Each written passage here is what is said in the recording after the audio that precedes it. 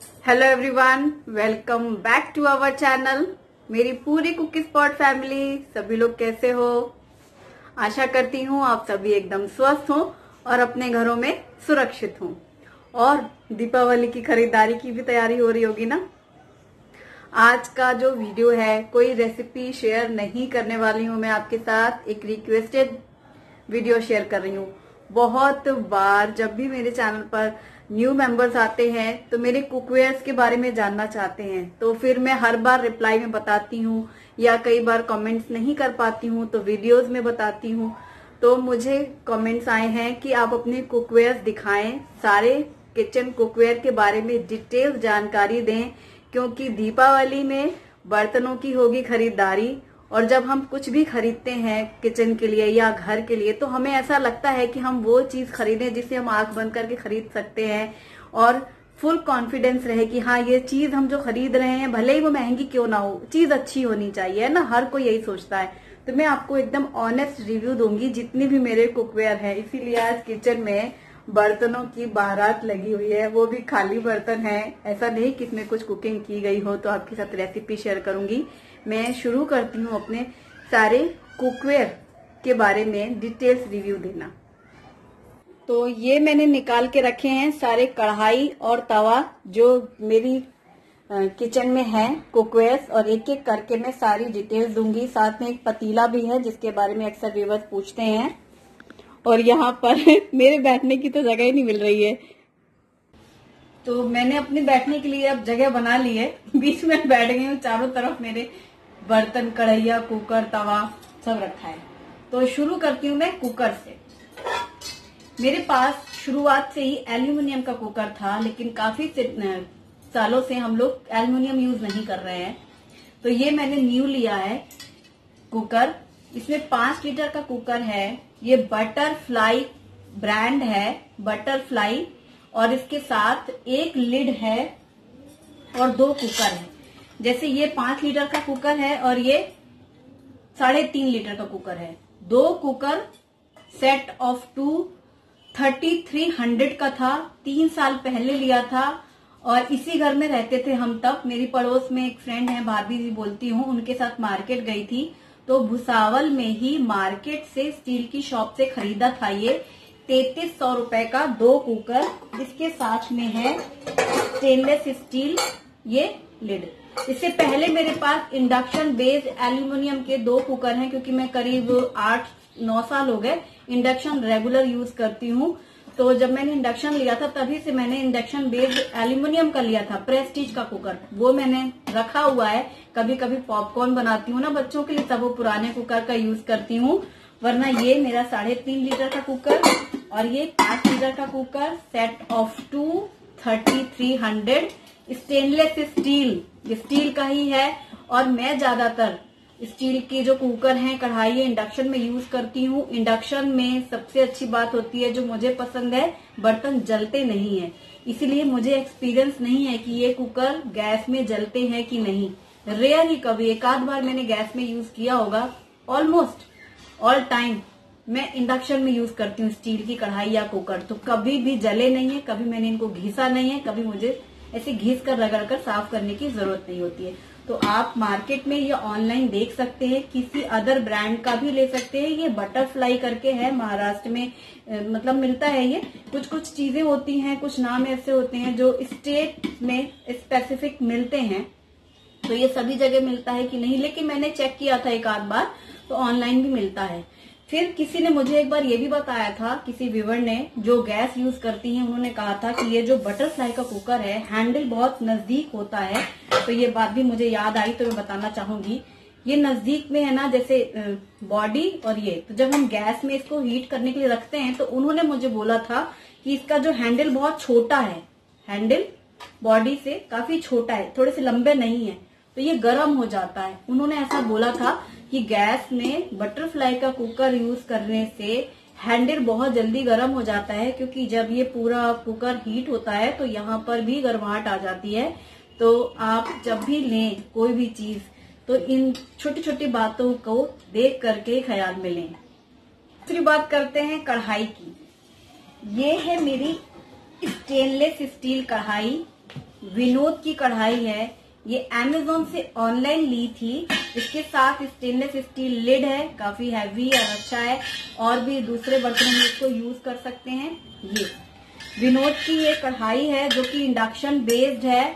अब मैं कोई भी बर्तन खरीदती हूँ तो ये देख कर लेती हूँ कि ये इंडक्शन बेस्ड हो, क्योंकि इंडक्शन बेस्ड बर्तन खरीदने से दो चीजें होती हैं। एक तो आप इंडक्शन में भी यूज कर पाते हैं और साथ ही उसी बर्तन को आप गैस पे भी यूज कर सकते हैं। लेकिन जो गैस में यूज करने वाले बर्तन है वो हर बर्तन इंडक्शन में यूज नहीं होता, इसीलिए। तो ये विनोद की कढ़ाई है। और ये कितने लीटर की है ना, ये 2.5 लीटर की कढ़ाई है। 2.5 लीटर की विनोद स्टेनलेस स्टील ऑनलाइन ली थी मैंने।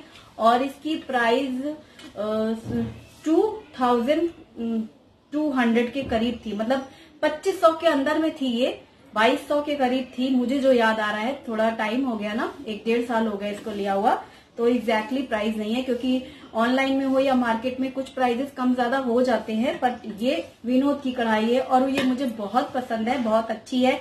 साइज भी एकदम परफेक्ट है। और मैं इसको इंडक्शन में ज्यादा यूज करती हूँ, लेकिन मैंने गैस में भी यूज किया है, बहुत ही अच्छा है। और इसमें मैंने गैस में जब भी कुकिंग की है तो सब्जी वगैरह कभी छौंकी है तो ऐसे जला नहीं है। ये आंच धीमी रखो। यदि आप गैस में इसे तेज आंच रखेंगे तो कोई भी स्टील का बर्तन जल जाएगा, तो वो आपको ध्यान रखना होगा। और तारीफ अगर मैं विनोद की करूं तो यकीन मानो, नए जो बर्तन हैं उनमें विनोद स्टेनलेस स्टील का कोई मुकाबला नहीं है। मेरे पास ये पतीला विनोद का है, हैवी बॉटम।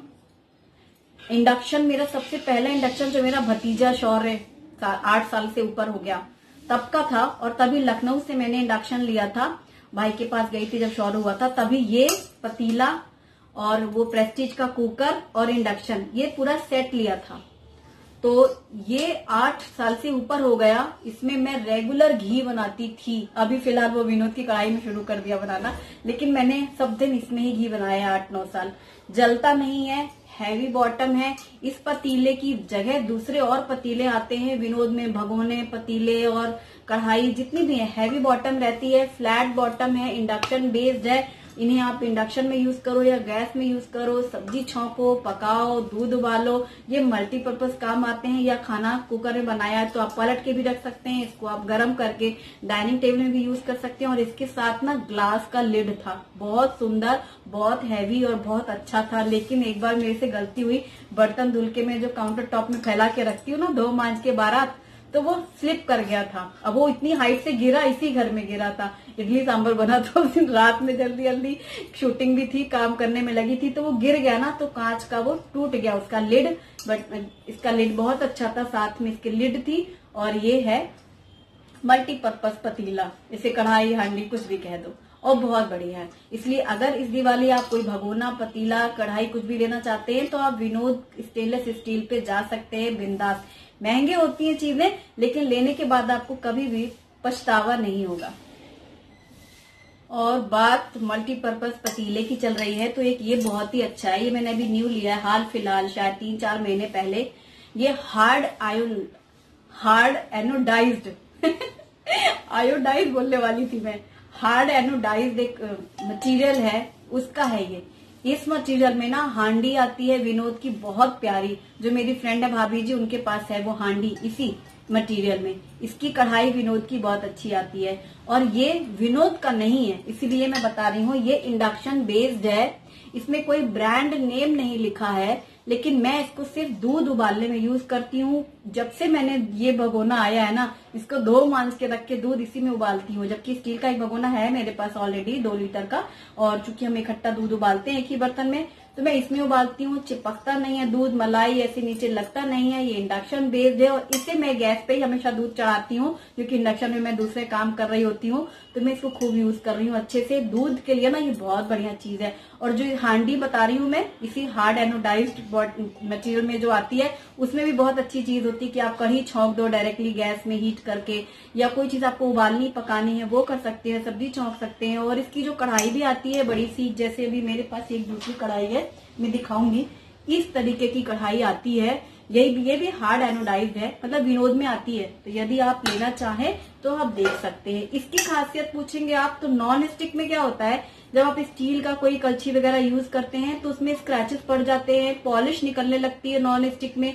ज्यादा दिन तक वो टिकते नहीं है ना, नॉन स्टिक में पॉलिश निकलती है और फिर वो बहुत ही ज्यादा हार्मफुल होता है। अगर नॉन स्टिक बर्तन में उसकी पॉलिश निकलती है तो उसमें कभी भी कुकिंग नहीं करनी चाहिए, क्योंकि वो फिर हमारे खाने में आती है। और इसमें क्या होता है कि पॉलिश नहीं निकलती है, इसीलिए लोग आजकल नॉन स्टिक की बजाय इसे लेना पसंद करते हो और इसमें चिपकता भी नहीं है।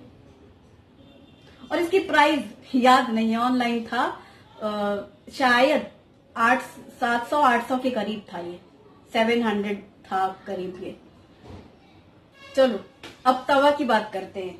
जिस तवे पे मैं ये रोटी बनाती हूँ, जितने साल शादी के हुए, शादी के 8-9 महीने बाद हस्बैंड के पास आई थी ड्यूटी में, जहां उनकी ड्यूटी थी माना, तो जो घर गृहस्थी लेके आई थी मायके से, उसके साथ में ये तवा था। पर ये तवा मेरे सामने मेरी चाची ने खरीदा था, बड़ी चाची और हम गए थे, और तब से मैं इसमें रोटियां बना रही हूँ। ये किसी ब्रांड का नहीं है, बांदा में एक लोहे की दुकान है, बड़ी बाजार में एक दुकान है, वहां से लिया गया था।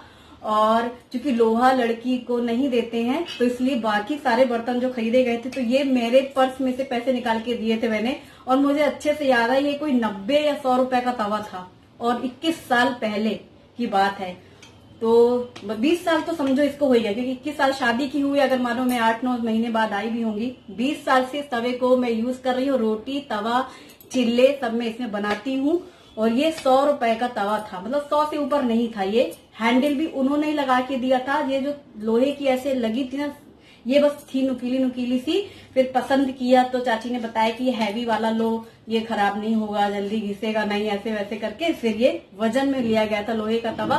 और आज इसकी प्राइस क्या है मुझे नहीं आइडिया है। और लोहे की जो दुकानें होती है वहां से लेकर के, लोहे की चीजों में क्या है ना, जितना आप यूज करेंगे, जितना आप उन्हें वॉश करेंगे, उतना ही वो निखरती जाती हैं और फिर रेगुलर यूज होते होते वो सबसे ज्यादा फेवरेट हो जाती है। तो ये तवा मेरा वही है जिसमें मैं रोटी बनाती हूँ। तो आप देख सकते हैं, आपकी लोकल मार्केट में लोहे के बर्तन जहाँ मिलते हैं वहां पे पूछिएगा। शुरू में वो इतना चिकना नहीं होता है, लेकिन वो यूज करते करते ना फिर चिकना हो जाता है। बात होती है तवे की ना, तो ये तो हो गया रोटी वाला तवा मेरा और पराठे के लिए। अब मैं बताऊंगी कि नॉन स्टिक तवे मेरे पास कौन कौन से हैं और कौन से लेने चाहिए।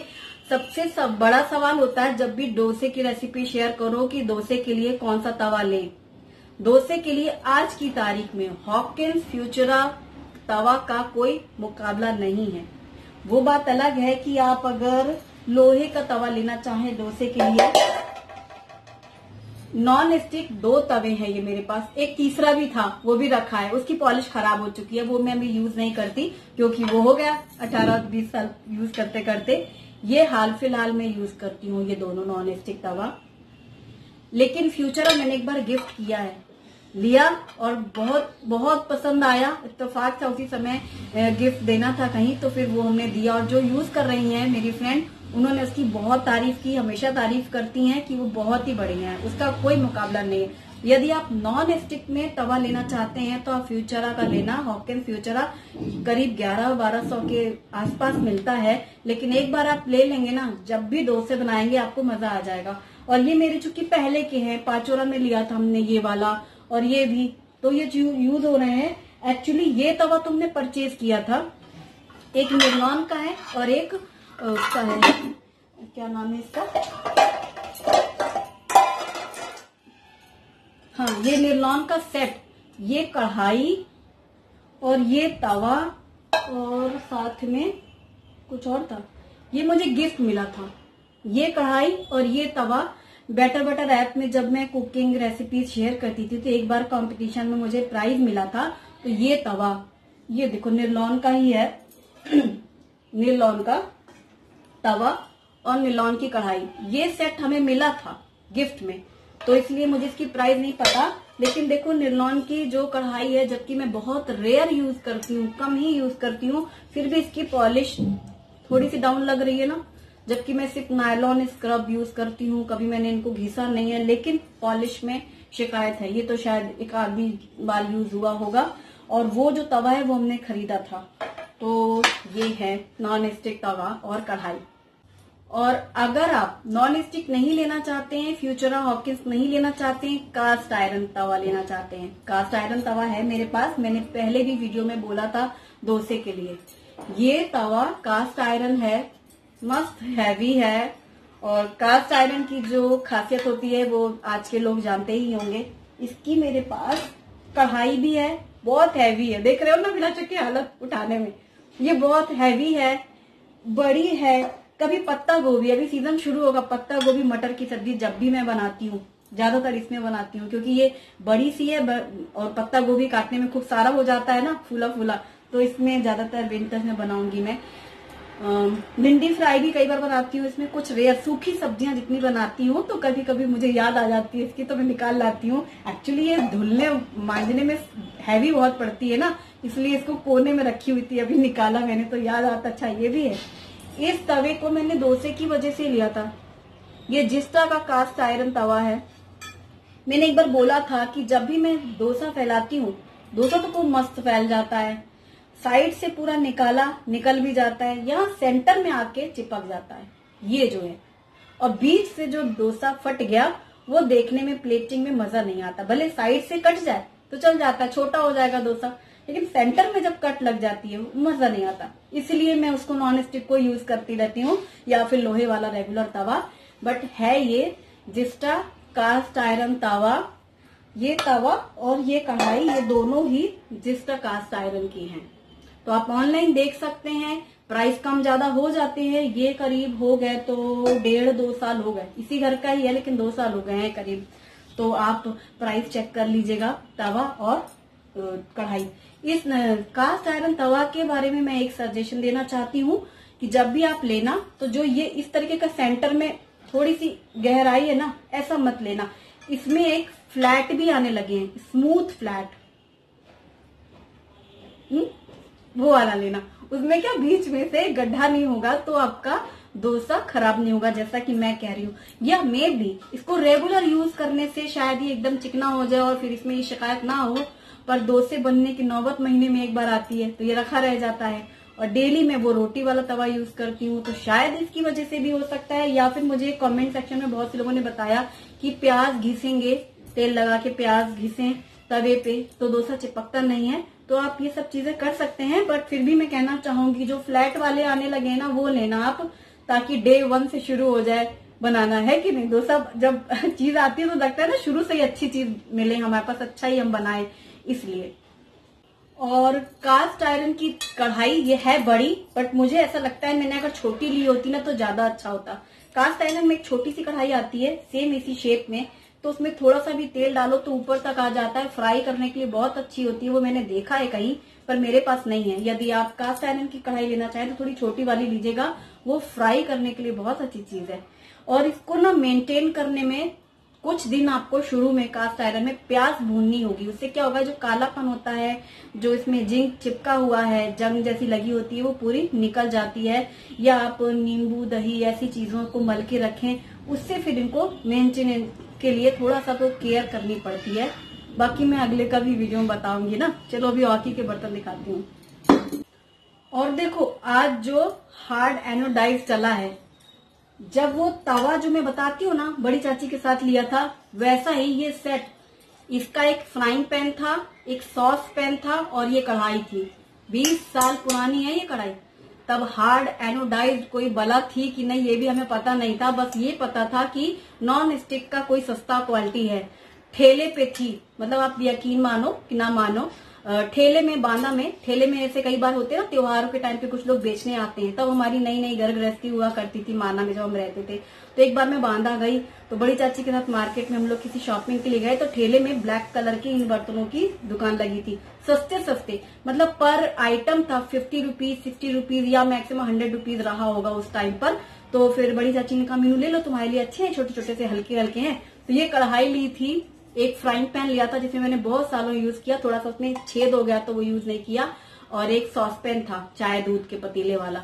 3 बर्तन हम लोगों ने खरीदे थे। ये सोचो 20 साल से यूज कर रही हूँ मैं।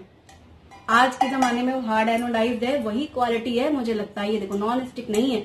और इसको अगर नोटिस किया होगा तो रेसिपी में तो कितनी बार, और हंसी की बात बताऊं, इसके हैंडल भी टूट गए हैं। मतलब ये आयरन के हैंडल दिख रहे हैं ना, इसमें प्लास्टिक के हैंडल लगे थे, वो निकल गए पता नहीं कब के, तब भी ये बेचारी यूज हो रही है। मस्त एकदम। अभी भी कुछ मुझे हल्का सा छौंकना होता है ना, बघार लगानी है, दाल वाल तड़का लगा के डालनी है, मैं इसको ही हमेशा उठा लेती हूँ।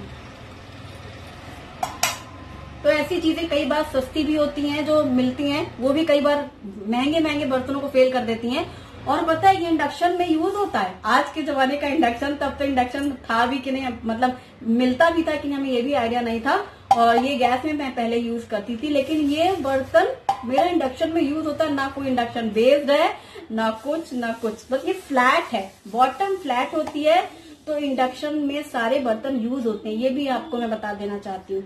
इंडक्शन के लिए जरूरी नहीं कि इंडक्शन बेस्ड ही बर्तन हो, फ्लैट बॉटम वाले बर्तन इंडक्शन में यूज होते हैं, इसीलिए भगोने, कटोरे, डोंगे सब यूज हो जाते हैं।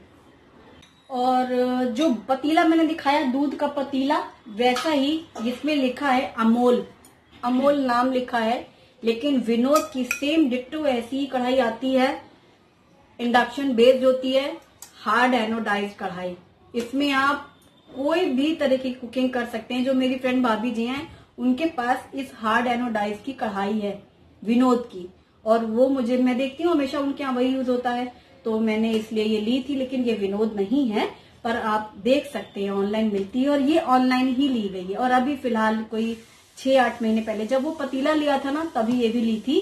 और इसकी प्राइस भी 1000 रुपीज के अंदर में ही थी, शायद 900 समथिंग थी।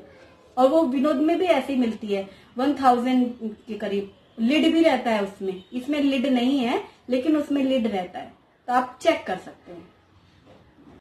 तो अब बारात कम हो गई है, 2-4 बचे हैं। ये है जापान की कढ़ाई। हाँ, वही मैं ढूंढ रही थी उस समय। वो जो तवा है, ये फ्लैट नॉन स्टिक वाला तवा, ये तवा और ये कढ़ाई का सेट लिया था हमने, ये हमने परचेज किया था। और वो तवा और जो मैंने पहले दिखाया कढ़ाई, वो मुझे गिफ्ट मिली थी जापान वाली। और ये नहीं, ये जापान का है, वो निर्लॉन का है, निर्लॉन वाला मिला था, ये जापान का है। बहुत हल्की है ये कढ़ाई, बहुत हल्की। फ्राई तो नहीं करती हूँ मैं कुछ इसमें, लेकिन जैसे मंचूरियन वगैरह कभी ऐसे फ्राई कर लिए, फिर आपको ऐसे ग्रेवी के साथ मिक्स करना है, मैंने एक आध बार शायद यूज की वीडियो में। या कभी हम ऐसे इसमें पोहे वगैरह बना रहे हैं हल्की चीजों के लिए, क्योंकि बहुत लाइट है, ये बहुत लाइट वेट है। तो मुझे कभी भी ऐसे कुछ सब्जी अभी छौंकना हो, तो मुझे लगता है ना, जब है अपने पास भारी बर्तन तो वो यूज करें। इसका यूज मैंने बहुत कम ही किया है, रखी हुई रहती है।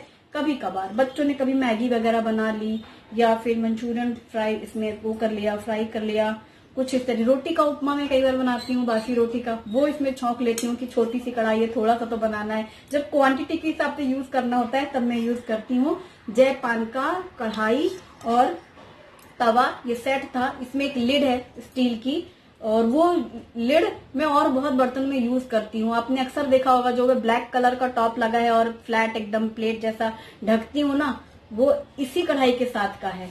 तो लिड वही होते हैं, एक कढ़ाई का लिड 10 कढ़ाइयों में यूज होता है, वैसा ही है। और काफी पुराना है, पाचोरा में रहते थे तब हमने खरीदा था, और प्राइस मुझे याद नहीं है, लेकिन ये ऑनलाइन नहीं था, मार्केट से ही लिया हुआ था, डब्बे में सेट आया था। अब बात होती है ये मेरी प्यारी कढ़ाई। मेरी मधु चाची हैं, वो आगरा में रहती थी। जैसे बड़ी चाची मैं बोलती हूँ, वैसे मधु चाची आगरा में रहती थी। मैं एक बार उनके पास गई, मेरे पास इंडक्शन था उस जमाने में, और कुकर था केवल इंडक्शन का, प्रेस्टीज का, और वो मैंने खरीदा था, ये विनोद का पैन। ठीक है, कढ़ाई नहीं थी तब मेरे पास इंडक्शन बेस्ड। तो जो मेरे पास कढ़ाई थी एल्युमिनियम की, गोल गोल टाइप की थी, तो वो इंडक्शन में यूज नहीं होती थी। चाची के पास सेम ऐसी कढ़ाई थी, ये इंडक्शन में यूज होती थी, और कढ़ाई बड़ी सी थी। तो मैंने चाची से कहा कि ये बहुत अच्छी है, तो उनको लगा कि इसको पसंद है, तो उन्होंने मार्केट जा करके मेरे लिए वैसी सेम ऐसी कढ़ाई उनके पास है, और उन्होंने ये मेरे लिए लाके दी थी जब हम आगरा गए थे।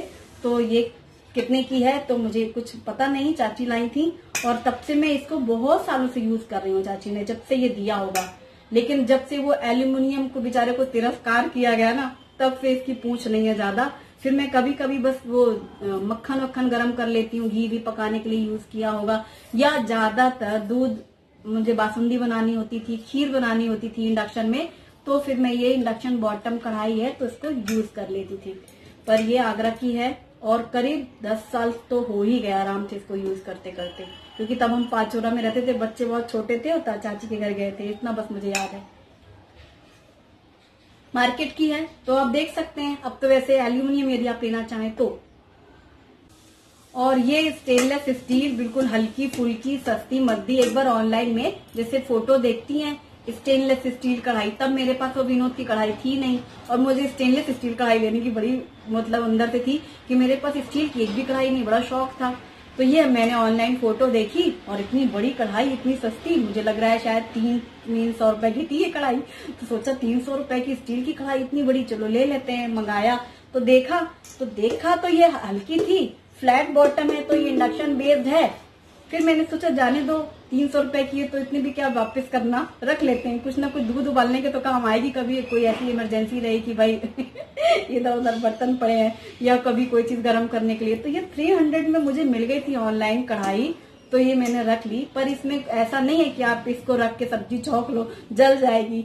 बहुत हल्की है, जैसे कटोरा वटोरा होते हैं वैसे है। लेकिन मैंने एक बार ना इसमें भटूरे या पूरी तली थी, बढ़िया काम की थी, क्योंकि हल्की थी, तेल खूब तेज गर्म हो गया था और बढ़िया पूरियां तल के निकाल ली थी। तो हल्के फुल्के काम के लिए यूज आएगी, पर इसको लेना चाहिए ऐसा मैं सजेस्ट नहीं करूंगी।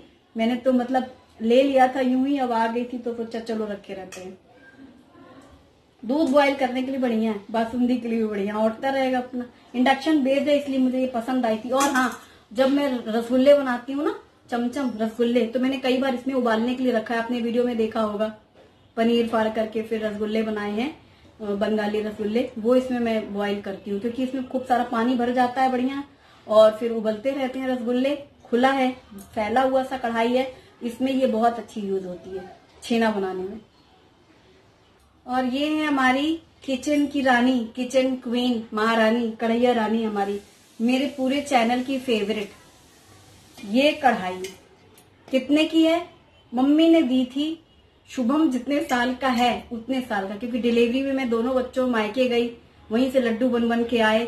जब शुभम की बारी आई तो शुभम के समय में वहीं रही। जब वहां से आने लगी तो मम्मी ने कहा मीनू देखो ये कढ़ाई तुम्हारे लिए, मतलब मार्केट से लेके आई, और किसी काम से गई थी तो उनको लेके आई, ये तुम मीनू लेके जाओ, और देखो हम तुम्हें लड्डू बनाना सिखा रहे हैं ना, इसी तरह लड्डू बनाया करना कभी भी बीच में। और क्योंकि तुम्हारा जल्दी जल्दी आना है, 2 बच्चों के बाद फिर कम ही मेरा जाना होता था, शुभी के स्कूल जब शुरू हो गए थे, वैसे तो हमेशा बना देती थी।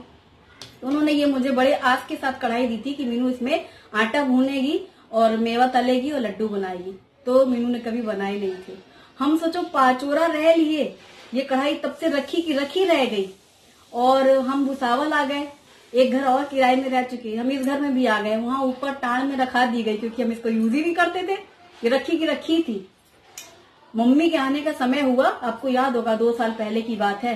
तो फिर मम्मी ने कहा कि मीनू हम आ रहे हैं तो तुम्हारे लिए लड्डू बनाना है, तो लेकिन हम वहीं बना देंगे, मेवा एवा लेके आ गई थी, यहीं बना देंगे हमारे लिए। तो फिर हम डर गए, हमने कब तो मम्मी कढ़ैया मांगेंगी, कढ़ैया कहाँ है? मैंने उनसे कहा कढ़ैया कहाँ है? तो कहते हमको पता नहीं, इतनी बार मकान बदले, पता नहीं कहाँ रखी है, ये किसी चीज में घुसी हुई थी। इसको निकाला गया और मम्मी आई तो मम्मी ने लड्डू बनाए थे, आपने वो वीडियो देखा होगा। तो मम्मी ने कहा कि यहीं बना देंगे, तो मैंने कहा रेसिपी भी मेरे व्यूवर्स को मिल जाएगी, क्योंकि लड्डू वहां से बना के ले आती तो रेसिपी कैसे मिलती, यहाँ बनाएंगी तो हम शूटिंग भी कर लेंगे, तो लड्डू भी खाएंगे और शूटिंग भी कर लेंगे, तो रेसिपी भी आपके साथ शेयर हो जाएगी। तो वो तब से जो शुरू हुई है ये कढ़ाई, तब से रोज यही कढ़ाई यूज होती है, झगाझग चमकती है। और जैसा मैंने बताया, जिन बर्तनों को आप रेगुलर यूज करते हैं वो उतने ही निखरते जाते हैं। शुभम 14 साल का है, 14 साल पुरानी कढ़ाई है, लेकिन लगातार मैंने जो यूज की है, शायद 2 साल हुआ इस कढ़ाई को यूज करते हुए। इसके पहले कभी एक आधी बार कुछ पता नहीं, याद नहीं यूज भी किया कि नहीं, क्योंकि छोटी फैमिली थी तो इतना लगता था कि कौन इतनी बड़ी कढ़ाई यूज करे। लेकिन अब यूज कर रहे हैं तो अब थोड़ी सी चीज भी इसमें बनाने में मुझे अच्छा लगता है।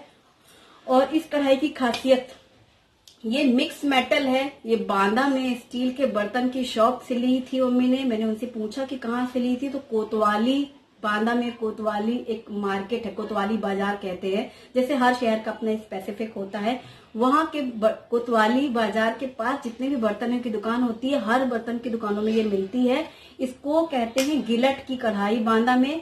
ये मिक्स मेटल है, इसमें पीतल है, तांबा है, लोहा है और स्टील भी मिक्स है, इसीलिए इतना अच्छे से शाइन करती है ये पूरी। इसको मेंटेन करने में कोई दिक्कत नहीं, कितना भी डीप फ्राई करो जलती नहीं है। मेरी दोनों भाभियों के पास यही वाली कढ़ाई है, मोहिनी के पास भी, नेहा के पास भी, क्योंकि मम्मी शुरू से यही यूज करती हैं। मेरी सारी चाचियों के पास है, शोभा चाची, बड़ी चाची, मधु चाची, सबके पास ये कढ़ाई। मतलब हमारी फैमिली में कोई ऐसा नहीं है जो इस कढ़ाई को यूज ना करता हो, सबके पास है। तो इसलिए मम्मी ने जितनी भी गृहस्थी मेरे लिए ली, उनको ये रह गई थी, तो ये आखिरी में आई थी शुभम के समय में, और अब मैं इसको बहुत यूज करती हूँ। और जो भी मेरे चैनल पे नया मेंबर आता है उसका एक ही सवाल होता है, कढ़ाई के बारे में बताएं, कढ़ाई आपकी कौन सी है। और इसकी प्राइस भी, ये ना जब मम्मी ने ली थी तो मम्मी ऐसा कहती है कि 1000 के अंदर में ही थी, 800-800 रुपए की थी, 800-900 रुपए की, क्योंकि ये तौल में मिलती है।